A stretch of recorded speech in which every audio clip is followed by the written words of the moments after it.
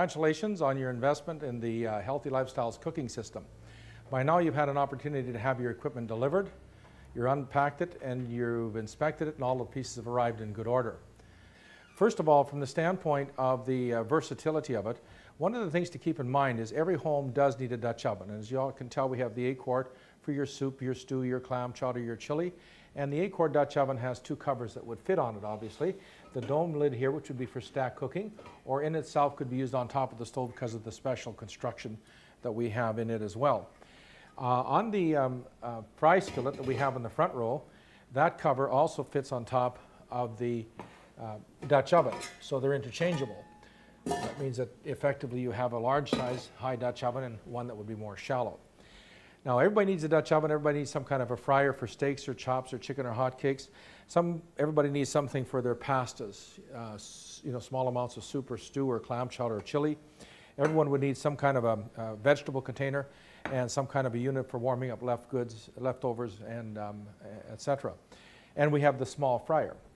Now with this collection, although people will identify that as being a Dutch oven, maybe for soup or for stew or for clam chowder or for chili, one of the things that's really neat is the construction. Because of the special construction along the bottom and up the sides, because of the sunray interior, because of the vacuum seal in the cover and the satin finish, effectively every container is like a little oven. So every container can be used to cook with water. They could be used to cook without water. Everyone could be used to bake. Everyone could be used to roast. Everyone could be used to fry without grease. On the other hand, you could use water for soup or stew or clam chowder or chili, and you can also use oil, for example, if you wanted to deep fry something, that would work for you as well. So basically it's very versatile and the pieces are interchangeable. For example, we talked about this one here in a lot of our cooking presentations as not being used for steaming. Now the exception would be for certain seafoods, but we certainly wouldn't steam a vegetable in light of the fact that this equipment can cook it in a vacuum instead. But for straining spaghetti, macaroni, and cereal products, these particular strainers are handy for that. And because of the construction of them, they fit in more than one container in each of the different collections. So basically, it's very versatile. Whatever container that you want to use it in, pretty much you can. Now, also that's handy with this is if you wanted to extract fat from something like hamburger. We'd put water in the bottom of here. We'd put the hamburger in there. Bring it to the audible tone using the vacuum system, and then turning it to low. Between the heat and the vacuum would render the fat from the hamburger. The fat would drop into the bottom, and we'd have nice lean hamburger for making meat, sauce, chili, or tacos. Now the collection is not only very versatile in that every piece, for example, could be used for roasting or baking, but it's also very compact. Because of the engineering and the design, the collection is popular for people with RVs or limited amount of cupboard space, because effectively, if you take your time, you can end up basically storing the entire collection away in about 2 cubic foot of space. And in other words, you don't need thousands of dollars worth of cupboard space just to store away the collection here. So basically, you can see where the whole collection can disappear in about 2 cubic feet of space. Now the nice part about that is when you pull a container out of the cupboard, you also have the right cover to go with it. You don't have to go on a 100-trip looking for your covers. If you wanted to hang it up and show it off, the lids would be counterbalanced. They would stay inside. Now you'll notice that we have what we call twin safety handles. On any brochure you may have received, it might show the container with a long handle. The reason we ship the collections with the twin safety handles is because when people figure out they're cooking without water, most of the time there's nothing to drain, there's no need to have a long handle. So therefore, most people keep the twin safety handles. Having said that, we normally send out with your collection long handles if you choose, at no extra charge, so that you could take this off and put a long one on. But the reason that people like the twin handles, you notice when we were cooking, we didn't have a traffic jam. If you saw this equipment cooked in, there was no traffic jam on the stove with handles sticking every which way. Plus, when you want to serve at the table or store it in the fridge or wash it in a dishwasher, clean it in the sink, you don't have the long handles to be coping with. Okay, another piece that's very handy in the collection is what a rack and cups. In a conventional set of pots, this at best would be used for poaching eggs. In this concept of cooking, it's also for muffins and buns and tarts, or melt chocolate or cheese or butter. For example, if you wanted to do potato salad, but you didn't want to hard boil the eggs, what you could do at the same time that you do the potatoes in the big Dutch oven, cooking without water, at the same time we cook the potatoes without water, we'd hard poach the egg as opposed to hard boil the egg. The eggs don't turn black and they don't smell. Also in the collection we have the double boiler, and that of course is nice for melting things like butter, chocolate and cheeses, things of that nature. It also technically could be used if a person chose to as a cover on some of the various containers that are part of the collection as well. Now the handles, as I mentioned, they're very versatile, they're very neat, but they're guaranteed. They go in the oven to 350 degrees Fahrenheit. If you would ever drop a container, break a knob or a handle, you would get a new one free of charge. Even the knobs, there's nothing to rust or corrode or collect food particles or tear tea towels. The engineering is really excellent. People tell us our warranty alone is worth thousands of dollars. Okay, we're going to start off with one of the fundamentals. We're going to talk about cooking some firm vegetables, specifically things like potatoes, carrots, and turnip. What the advantage of the system when it comes to cooking foods is you can peel them or not, it's your choice. If you choose to peel them, that's one thing, but if you don't, without water, it's amazing how pleasant they can end up being when you cook them with the peel on, which is what I'm going to do here today. Now when it comes to potatoes or something starchy, the first thing that I would do is take whatever container that would allow me to do the potatoes or the vegetable and have the container as full as possible. The fuller the container, the faster it cooks, the less air that needs to be displaced.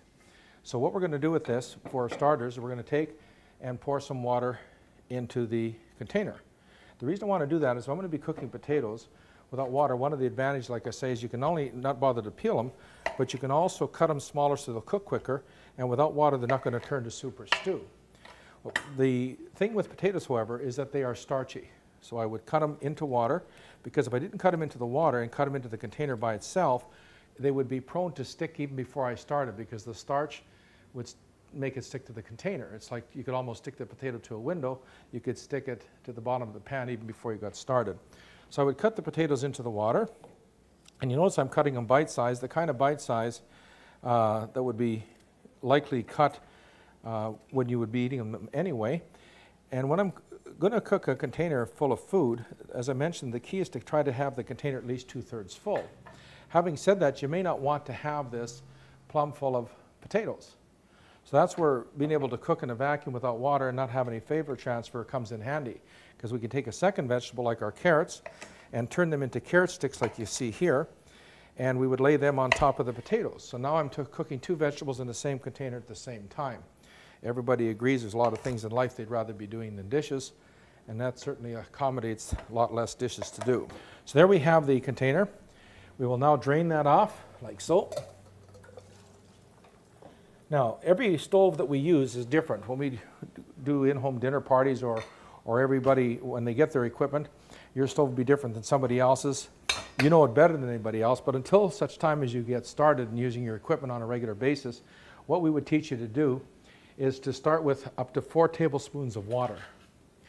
Now, we'll put the 4 tablespoons of water in here with the understanding how much of this liquid is left after we're finished cooking these potatoes and carrots is how much less liquid we could have not started with. So we start with 4, how much is left tells us how much less we would have started with on this particular stove. So we're going to take and turn the heat up on this. So we'll start it on a medium heat, put our cover on with the vacuum knob in the open position. So at the right temperature, it's going to give off a tone. That's why we call it the vacuum tone, because while it's creating the vacuum, it starts to give off a tone. Sounds like that little tea kettle. So we'll turn that up, and when it comes to the temperature, it'll give off a tone, telling us 2 things. It's hot enough to make the food healthy, but not so hot that would ruin it. At that point, we'll turn it to low for 10 minutes and then shut it off. Now, you notice we started with a cold container for vegetables, but what we would do if we're going to do meats is we start with a preheated utensil. So what I'm going to do is I'm going to take what is often referred to as our small skillet from the collection, and I'm going to turn the temperature up to medium again, and I'm going to put it on the heat. Now, because I'm cooking without water, without oil, I cannot look at the container and tell if it's hot. So the thing that there's 2 ways to tell if it's come to a temperature that would be ideal for putting the meat in, searing the meats. My favorite way is to take and put a paper towel inside of the container. Now in our home I don't have to worry about doing this because I know the temperature on my stove. In your home you maybe won't have to worry about it either, because you'll know that medium heat is truly medium heat. And what will happen is when this comes to the temperature, that paper towel will begin to turn brown. When it's hot enough to brown the paper towel, it's now hot enough to brown the meats. And then I'm going to do a steak in there, just a very inexpensive blade steak. We use an inexpensive cut to show that even an inexpensive cut of meat can come out really quite nice when it's cooked this way. I don't know if you bother at home, but what I prefer to do when I take meats or roasts out of the package is I like to scrape them. Because if you think about it, when they prepared this food, cut this steak up, they used a saw, and effectively what I've removed from here is what I like to think of as sawdust. Okay, and so it really eliminates that tacky looking sawdust from your steak. And then I've cleaned it up nice. All I'm going to do when it comes to the temperature is put the steak in the hot container. And we'll take it, and it'll stick, but only till it's brown. When it gets brown, it'll come loose, and we'll show you how that works as we go along. Now, we've been waiting for this one to come to the temperature and give off the tone, and starting to give off that tone. Something else we're going to do, though, today, we're also going to cook you some wieners for hot dogs, but again, we're going to do them with next to no water. In other words, basically, if you think about it, the reason for water in most types of equipment is because the equipment is inadequate. If you didn't have the water, you'd just toast the food. It would be burned. And you try to use the water to insulate the food from the heats. But the damage the water does is quite significant as well. So all we would do if we're going to do wieners as an example with little or no water, is just again put maybe 4 tablespoons in the bottom of the container. As a matter of fact, you don't even need that many. In this container, you just want enough moisture to barely cover the bottom of the container. And then we'll take these wieners and we'll put them into the hot unit or into the container. Put the appropriate cover on it. And you hear the whistle. We'll shut that one and turn that to the lowest temperature that we possibly have. Now, with firm vegetables, we turn them to low for about 10 minutes, then we generally just shut them off. Now, if you have a ceramic or solid element type stove, you don't have the instant turn off at the temperature like you have here today. So the recommendation in that environment would be to bring it to the whistle on an element, a ceramic or solid element part of your stove. When it whistles, instead of turning it to low, transfer to an element that you've already had turned on a lower heat. So the temperature change is adequate enough to create the vacuum and pull the cover down and cook your food. So on a ceramic or stove that doesn't cool, you don't have the benefit of being able to immediately control the temperature downwards. Then instead of trying to turn it to low and wait for it to cool, just simply transfer to one that's already been turned on a lower heat. That's generally only needed when you're doing meats, because vegetables, for the most part, when you have them come to the tone, you can turn them off and it pretty much holds enough heat to continue to cook them anyway. Now, although these vegetables are going to be done very quickly, you can leave them long, because without the water, they're not going to turn to soup or stew or get overcooked or mushy. So we have our wieners in here. Let's find an element for the wieners. We'll turn this one up to get it started and turn that to medium. And again, with the vacuum on the open. Vacuum again will tell us the right temperature.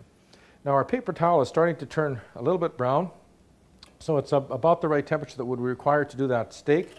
All we'll do with the steak now is place it in the hot skillet just like so. Now if you're wondering if I was being sincere when I said it would stick, you can be the judge yourself. Okay, you're probably not going to get that out of there until it's brown. When it gets brown, it's going to get loose. It's a very non-porous surgical type. Stainless steel is so non-porous. As soon as the fat comes out of the food, it presses against the pan because the fat cannot get into the metal. It releases the food off of the metal, and then we'll be able to turn it over. With meats, we preheat, but also with meats, I only season after I sear. If we season the meat before, we often plug the pores of the meat, preventing them from searing shut as nicely. If I sear them first and lock the juices in, then add the seasoning, then put the cover on, create the vacuum, the moisture from the meat tries to escape, but because we've seared the pores closed, it's somewhat forced against the grain, so even an inexpensive blade steak like I'm doing today becomes really quite a tender and juicy steak to eat. Now something else I'd like to do is corn on the cob without water. Corn on the cob, if you ever boil corn on the cob, you've probably observed how the water gets milky and white looking. If you ever distill the white stuff after boiling corn on the cob, you end up with corn syrup. About 26% of the very healthiest sugar in your food is gone in the first 1 minute of boiling it. Water's a solvent. It sucks mineral salts, which is flavor, color, which is vitamins from food. I mean, if you think about it, if you boil a soup bone, you throw away the bone, you keep the broth. You dip a tea bag, you throw away the bag and keep the tea. You boil coffee grinds, you get rid of the grinds, you drink the coffee. When we do fruits and vegetables with water, all of a sudden we have a challenge. What do we keep, the water, the liquid, or the vegetable? Well, ideally both, but better yet would be to eliminate the water so it doesn't take the natural flavor, which is the mineral salts, out of the food. Now, when I say cook corn on the cob without water, I guess I'm going to use just enough moisture again to create just enough vapor to force the air out of the container just the right temperature. Now, two ways that you can do the corn. Number one way is you can save the husks off the corn to put as in the bottom of the container. In the absence of the husks and the corn, all I would do is lay a paper towel on the bottom of the container, and I would add just enough moisture to make that paper towel kind of soggy. That's all I'm going to do to it now, is kind of make it soggy, and having it just enough moisture to create just enough vapor to force the air out of this container at just the right temperature. So a soggy paper towel on the bottom of the container, and then simply put your corn into the container in as many pieces as you like, filling it as best you can, as full as you can. So there we got some corn in there. Put a cover on it, and let's find ourselves some more heat here. Turn this one on to light it good. And again, it's on medium heat with the vacuum tone on open. I promise you when the steak got brown, it would get loose. When it gets loose, you'll be able to turn it over. See this, if it's not loose, it's not brown. Okay, if it is brown, it's loose. If it's brown, you'll be able to turn it, kind of spin it like I'm doing here now. See how I can spin it once it gets brown? And then you can see how beautiful that looks. Okay, so it's very, very simple to use once you understand the concept that you've got to trust the equipment and let the equipment actually do the cooking, as opposed to having to stand around and watch it. So we got this on medium heat and the vacuum tone open. Now with the steak at this point is when you might add a little garlic salt or whatever you like. Do hash browns, the steak and hash browns. I'd brown and sear the steak on two sides. Take some hash browns, lay them on the bottom of the skillet, put the steak on top, put the cover on, you got an awesome breakfast. You can see the vapors escaping, giving off the tone like a little tea kettle. So if you've ever operated a whistle tea kettle, you're qualified to operate the new vacuum tone system. When it whistles, I've turned it to low, and now we'll just shut that one. Over here we have the wieners cooking in the vacuum without the water. We'll shut that one totally off. There's more than enough heat to continue to cook those. So what we have in here, the potatoes and carrots are on a lower temperature. The wieners are turned off and the steak is turned to low. We have yet to bring the corn to the tone. But when it comes to the right temperature, it'll also give off that tone. That's again why we call it the vacuum tone. Now, those are the main tips. So basically, just a quick review. You'll preheat with meats. Start with a cold pan with vegetables. Meats will stick till they're brown. When they get brown, they'll get loose. When they get loose, you'll simply turn them over. Once you've seared them on all the sides, then you put the cover on with or without adding any vegetables. For example, in a roast. With a roast beef dinner, what's really impressive, if I want to do a roast, one of the first things I do is I try to maximize the efficiency of the equipment.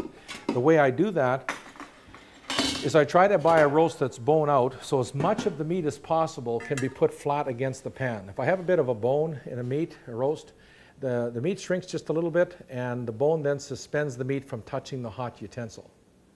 But if I have bone out, then I can brown and sear the meats properly. So sometimes if I got a very awkward, round-looking roast with no flat sides, I'll purposely carve it before I brown and sear it. So I got a lot of flat sides, brown and seared as best I can, so I got a nice oven crisp texture and appearance and taste, and then put my cover on with or without vegetables. So again, we're going to preheat with meats and start with a cold pan. Now, so basically it's a grease-free method of cooking, including chicken. Now, there are some things we use a little butter. That would be eggs, fish, and liver, because they're highly calcified and primarily from a flavor standpoint. Now, having said that, we're going to do some eggs here, but we'll use an alternative that has been shown to me where the eggs are concerned was in the case of would be using Pam. So we'll use some Pam, and we'll do ourselves up an egg here. Now, with the these are off anyway, so I can take that off the heat.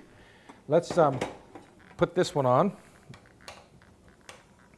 and do the egg, because people spend anywhere from $19 to a couple $100 on non-stick pans. Some of those high-end titanium ones can sell for a couple $100, and the bottom line is every non-stick pan you ever buy is only non-stick until the non-stick don't stick, then everything's going to stick. Now, it's not a matter of if a coating is going to come off a nonstick pan, it's a matter of when. So with this particular equipment, what we can do is just put this one on, and we're going to put the egg in it. But first of all, we're going to take and spray it generously with some PAM, something like so. Bring that to a temperature. It could be egg, or it could be butter, but in this particular case with PAM.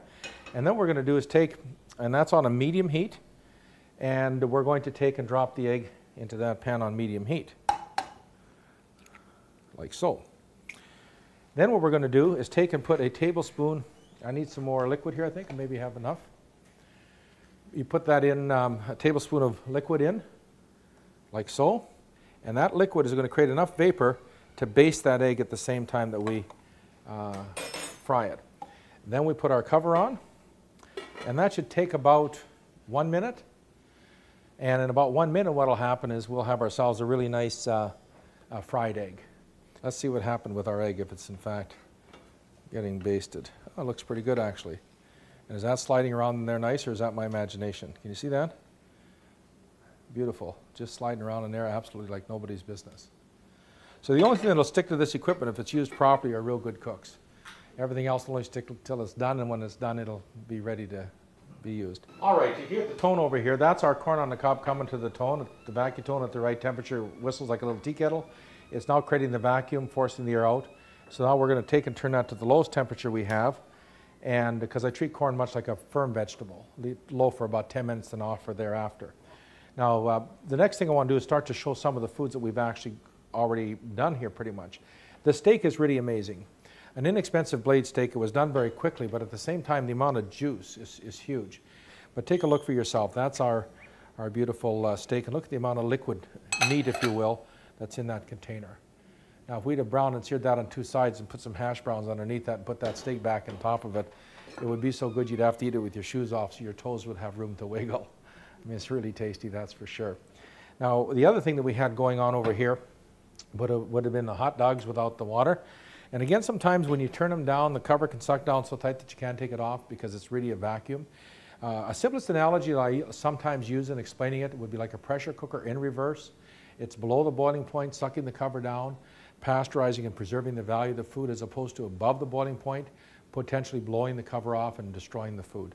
If it ever gets so tight you can't take it off, just push this back open, lets the air back in, and you can see those wieners cooked there with very minimal moisture. They puff up. They're so proud to be cooked in the absence of the water. The corn has just been turned down. We're going to leave it till it's cooked. We've shown you the other vegetables, excepting I don't think we've shown the potatoes and the carrots.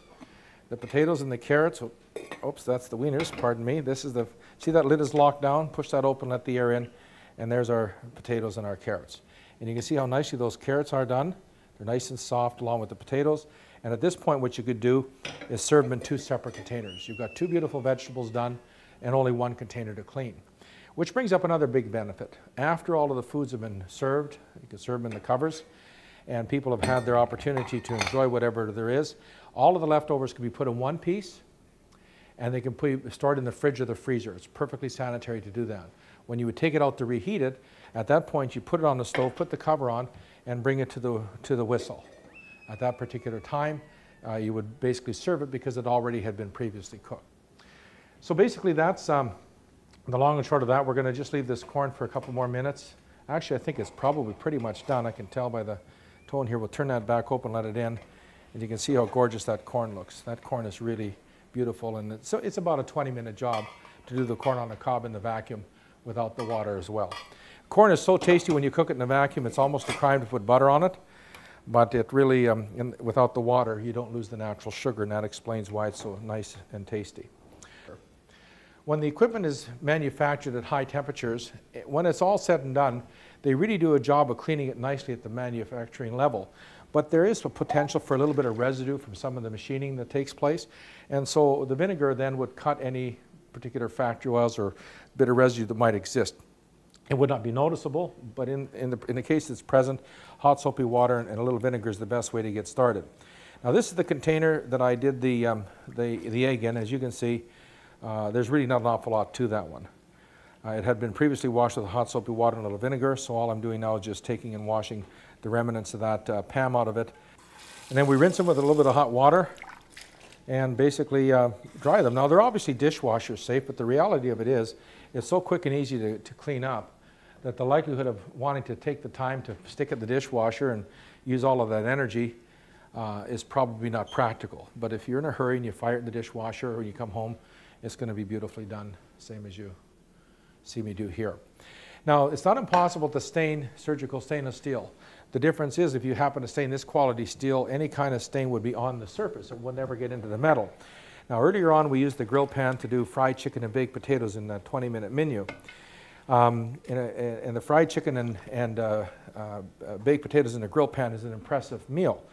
And you can see some little marks from the heat, etc.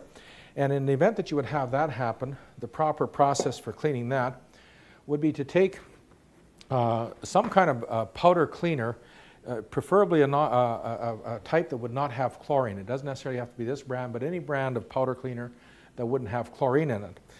Then what you would do is just take and sprinkle the powder cleaner, just hardly a tad of it, into the container, and then basically take a paper towel. And there's no stain or mark that you could get on this that you couldn't take off. So basically minimum amount of moisture and the powder cleaner. And now that powder cleaner is a bit abrasive, so you kind of rub with the grain of the metals, etc. And then on the outside, if I had really had an accident, had high heat, and managed to turn it blue or brown on the outside, I would make sure it was more of a paste when I do the outside on the shiny surface of the equipment. But other than that, as you can tell, it really is an easy maintain. The longer you have it, the shinier it gets and the easier it cleans. Now, if you have any marks or whatever from using it on quite aggressively on a stove, those are more of a mark than a scratch. Like, it doesn't ever affect the way that it cooks. And those things that would appear early on seem to disappear over time as you sort of break the equipment in, if you will.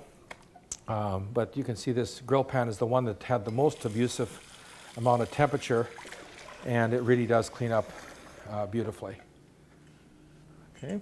So from a care and cleaning standpoint, I cannot think of much else to explain, because really it's just that simple.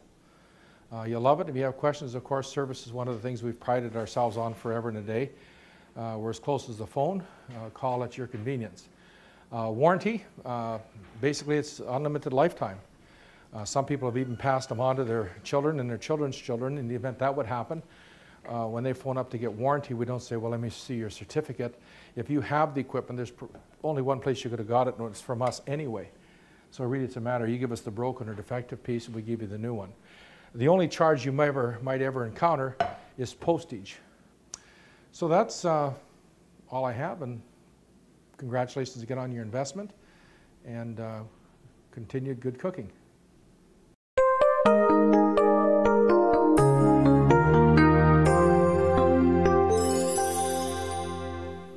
All right, well, if you have had the opportunity in your lifetime to own any high-quality, healthy cooking system has been made available to you through this program, then you're the first to line up to buy additional pieces, add to your collection.